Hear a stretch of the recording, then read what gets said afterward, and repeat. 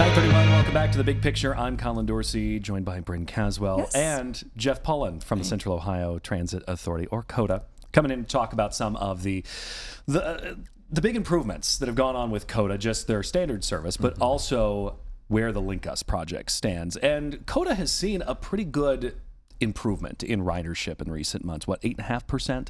Yeah, 8.5% over the past couple of years, but 5% over the past year. That's due to an 8.5% increase in our overall service. So we've added later hours on 13 of our lines. It means 13 of our lines go past midnight, some even to 1:30 in the morning.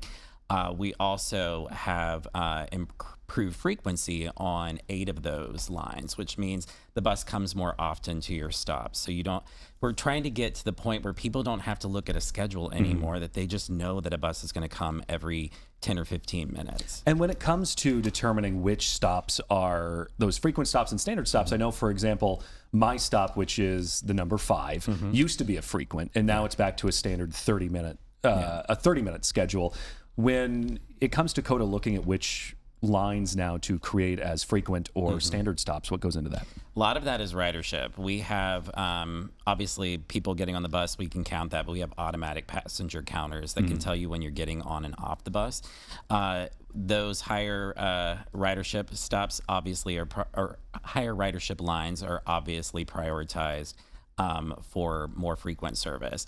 But we have a 5-year short-range transit plan that we're just finalizing this summer that will help gradually increase some of those other lines to have higher frequency.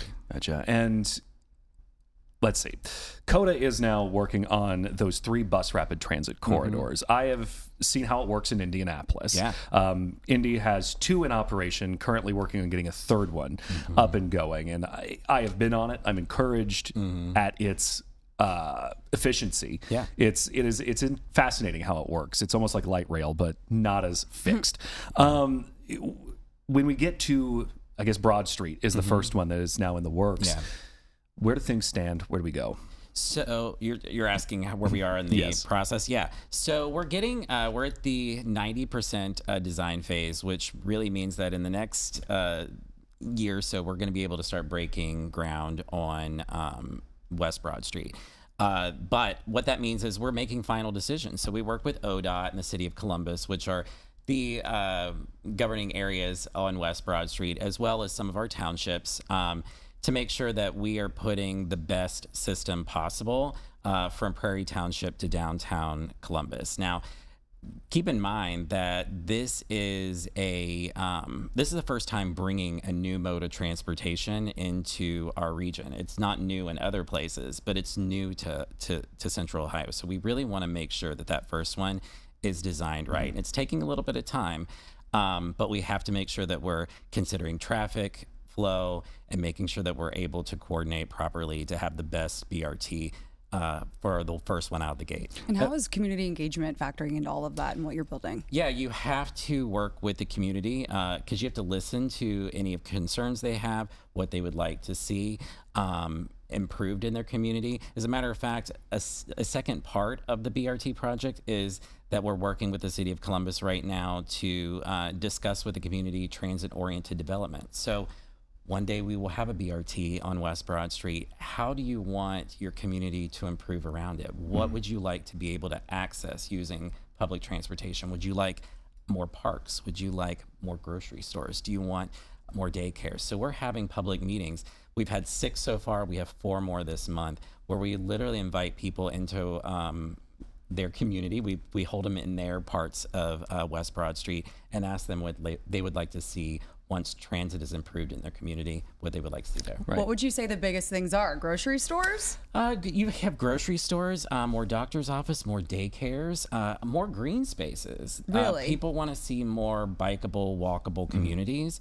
I think because more families are choosing to live on the west side. Westgate and Prairie Township are very popular. Franklinton is growing, as well as the Hilltop. And people want to be able to have have more options than just driving. And it's important to note when it comes to BRT is that, these rapid lines are to get you really quickly into a general area. And then you take the smaller feeder lines to get really closer to where you need to go. Yes. We know that the pandemic took a toll on ridership numbers. Sure. How do we get people back to taking buses? Well, one, you have to make the service really reliable. And that's where we're working on. We have to make it something that you can depend on every day. If you can't depend on it, you're not going to ride it. So we're working on making it more dependable. We do that by increasing frequency. We do that by in buying more buses to make sure that we have a newer fleet out there. But we also make sure that we're engaging with the community to ask what they would like to see, where they would like to go, and what they would like to see improved. Right. I know, Colin, you said you went to Indianapolis to do a story kind of comparing their system compared to what we're going to be doing. Are there any other cities that you guys are working with Yeah, besides Indy or have seen that you're taking like inspiration from that are doing it right? Absolutely, yes. I mean, I think the nearest one to us is the Health Line in Cleveland. That's been around since 2008. That's what I was going to ask because that's used a lot. But I think for this country, that was an early BRT, right? We're looking to even improve upon that. But we've also looked at places like Minneapolis. Minneapolis has, I think, close to a dozen or will have a dozen BRT lines. That's Minneapolis, St. Paul. Yeah, Atlanta, they have a BRT as well. We've looked at several places, and not only are we learning that it increases ridership and because it's a more reliable system, but that the economy grows around it. So you see more affordable housing that happens there. You see more mixed-use retail, restaurants, and things like that grow around it to make it a more cohesive community. People in some of those cities literally do all their work and business and entertainment and in activities just on that line. Right. At BRT, it goes to the airport and back. It can take you to a concert venue. It's so easy in Atlanta to use. So yes, absolutely. That's what we're working towards. And I know, you mentioned that increasing reliability is a big factor for a lot of people because, on these 30-minute lines, if that bus doesn't show up, you're waiting really in total, another 30 minutes to an hour. Exactly. And it is something that Councilwoman Lourdes de Padilla has taken a specific interest in as she's talked about her mom taking the bus to work, that increasing the reliability of COTA is important. And also this does come down to the hiring of bus drivers. And COTA's taken some steps to make it more appealing for folks wanting to work for. Yes. First of all, Council Member Lourdes de Padilla was a huge advocate for LinkUS and did a great job in helping get that across the finish line. But yes, we made some great strides in improving our workforce. You can imagine that during the pandemic and after the pandemic, there was hiring troubles. You had workforce challenges in almost every sector.